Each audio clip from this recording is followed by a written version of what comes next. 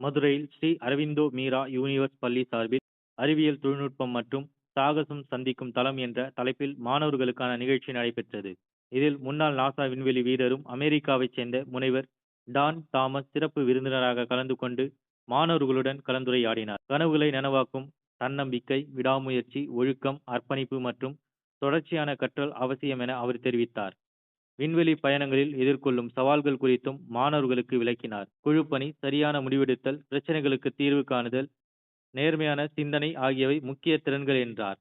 மேலும் விண்வெளி பயணங்களில் பரஸ்பரம் நம்பிக்கை, தெளிவான தொடர்பு, ஒத்துழைப்பு மற்றும் ஒருவருக்கொருவர் துணையாக இருப்பது வெற்றிக்கு அவசியம் என தெரிவித்தார். மதுரை மாவட்டம் அலங்காநல்லூர் அருகே பெரிய இலந்தைகுளம் பகுதியில் காட்டுப்பன்றிகள் அட்டகாசத்தால் மக்காச்சோள விவசாயிகள் வேதனை அடைந்துள்ளனர்.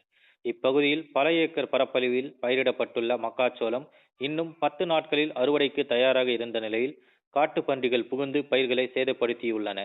2 மாதங்களாக கடுமையாக உழைத்து ஏக்கருக்கு சுமார் 50,000 ரூபாய் வரை செலவு செய்து விவசாயம் செய்த நிலையில் அறுவடைக்கு முன்பே பயிர்கள் சேதமடைந்ததால் விவசாயிகளுக்கு பெரும் நஷ்டம் ஏற்பட்டுள்ளது.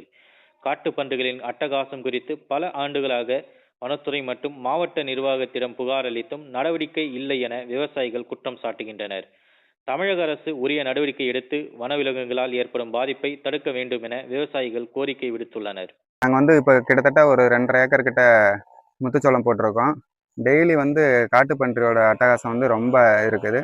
2.5 மாதம் ஆச்சு. கருது வைக்கிற இந்த நேரத்தில் என்னென்னா முத்துச்சோளத்தை பூரா கடிச்சு கடிச்சு போட்டுருது, தோண்டி போட்டுருது, கோரக்கிழங்கு இது எடுக்கிறேன்றதுக்காண்டி. அதனால ரொம்ப பெரிய சேதமாக இருக்குது. மன உளைச்சலுக்கு தள்ளப்படுறோம். இதை பற்றி மாவட்ட நிர்வாகத்திட்டையும் கோரிக்கை வச்சுருக்கிறோம், வனத்துறையிட்டையும் தகவல் சொல்லியிருக்கிறோம். ஆனால் எந்த ஒரு ரெஸ்பான்ஸும் இல்லை. அதனால கொஞ்சம் உரிய நடவடிக்கை தமிழக அரசு எடுத்து தந்தால் கொஞ்சம் நல்லா இருக்கும். திருவண்ணாமலை மாவட்டம் கீழ்பெண்ணாத்தூரில் ஆடி மாதம் 5ஆம் ஞாயிறை முன்னிட்டு மதுரவீரன் குலதெய்வ வழிபாடு வெகு விமர்சையாக நடைபெற்றது. தலைமுறையாக வழிபட்டு வரும் குலதெய்வத்தை தரிசிக்க பல்வேறு பகுதிகளில் வசிக்கும் வம்சாவழியினர் குடும்பத்தினருடன் திரளாக கலந்து கொண்டனர். விழாவையொட்டி பக்தர்கள் பொங்கல் வைத்து சிறப்பு பூஜைகள் நடத்தி குடும்ப நலன் மற்றும் வளம் முன்னேற்றத்திற்காக இறைவனை வேண்டினர். மேலும் மறைந்த மூதாதையர்கள் மற்றும் குடும்ப உறவுகளை நினைவு கூர்ந்து மரியாதை செலுத்தி வழிபாடு மேற்கொண்டனர்.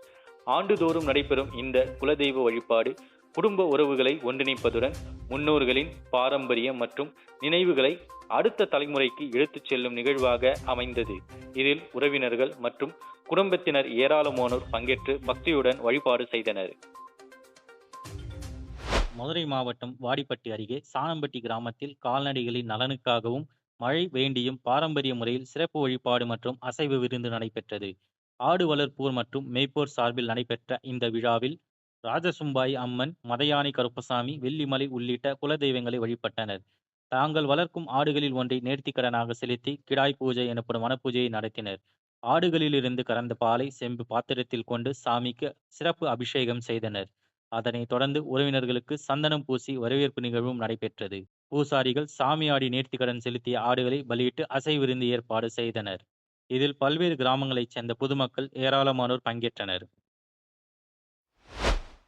மதுரை மாவட்டம் விக்கிரமங்கலம் அரசு கல்லர் மேல்நிலைப் பள்ளியில் 25 ஆண்டுகளுக்கு பிறகு முன்னாள் மாணவ மாணவிகள் சந்தித்துக் கொண்ட நிகழ்வு நடைபெற்றது. 1999 முதல் 2001 வரை பயின்ற முன்னாள் மாணவர்கள் தங்களுக்கு கல்வி கற்பித்த ஆசிரியர்களை வரவழைத்து பொன்னாடை அணிவித்து நினைவு பரிசுகள் வழங்கி ஆசி பெற்றனர். அதனைத் தொடர்ந்து பள்ளி பருவ நினைவுகளை பகிர்ந்து கொண்டனர். நிகழ்ச்சியில் பேசிய ஆசிரியை ஒருவர் அக்காலத்தில் ஆசிரியர்கள் கண்டித்ததை மாணவர்கள் வாழ்க்கை முன்னேற்றத்திற்கானதாக எடுத்துக்கொண்டதாக தெரிவித்தார். ஆனால் தற்போது மாணவர்கள் போதை பழக்கத்திற்கு அடிமையாவதும் சிறிய கண்டிப்புக்கு கூட காவல் நிலையம் செல்வதுமாக சூழ்நிலை ஏற்பட்டுள்ளதாக வேதனை தெரிவித்தார். மாணவர்கள் ஒழுக்கத்துடன் வாழ அரசு நடவடிக்கை எடுக்க வேண்டும் எனவும் அவர் வலியுறுத்தினார். குழந்தைகள் மற்றும் குடும்பத்தினருடன் பங்கேற்ற முன்னாள் மாணவர்கள் இந்த சந்திப்பு மறக்க முடியாத நினைவாக அமைந்ததாக தெரிவித்தனர்.